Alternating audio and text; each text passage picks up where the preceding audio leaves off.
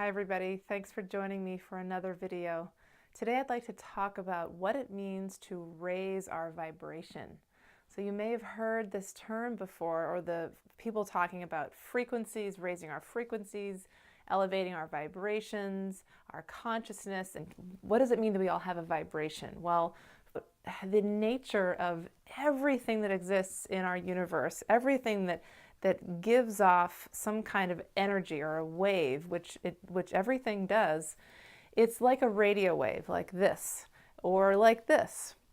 So if you think about it from the sense of when you're feeling good, when you're happy, you're giving off this wonderful vibration, this wave that often you see, well, why somebody has a magnetic personality, right?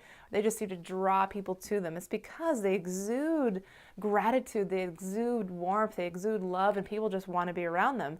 Whereas somebody who is really negative or depressed or just, filled with anger, tends to have this low vibration that doesn't attract people. It's just naturally people don't really want to be around that.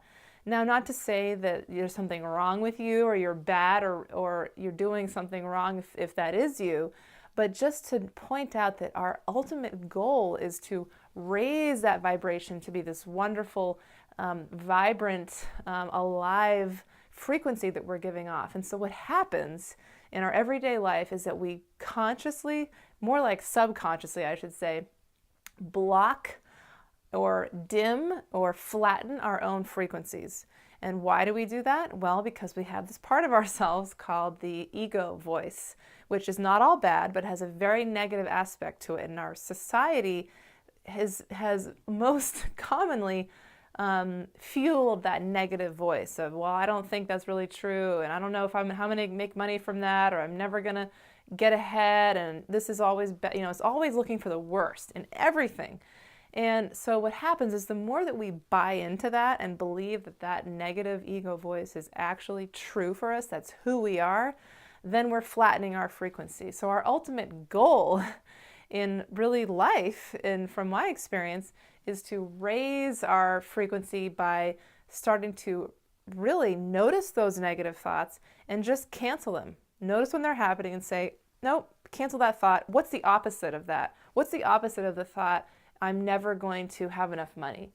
Or I don't have enough experience or knowledge to do that. It could be, I'm an abundant person. Abundance comes to me from expected and unexpected places.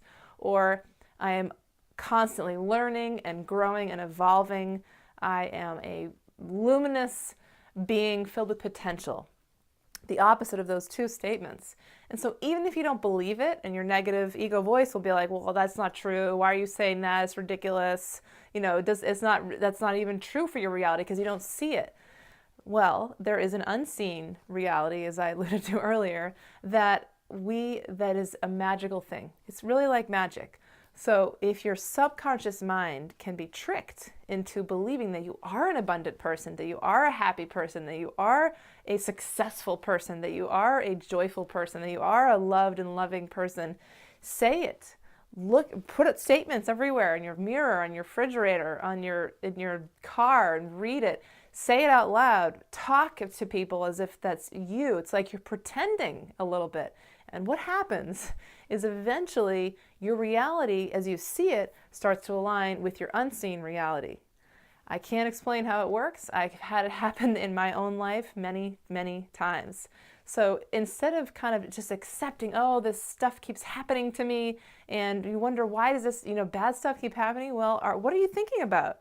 Are you thinking about bad things happening to you? And then if you are, those bad things start to match your vibration, your frequency.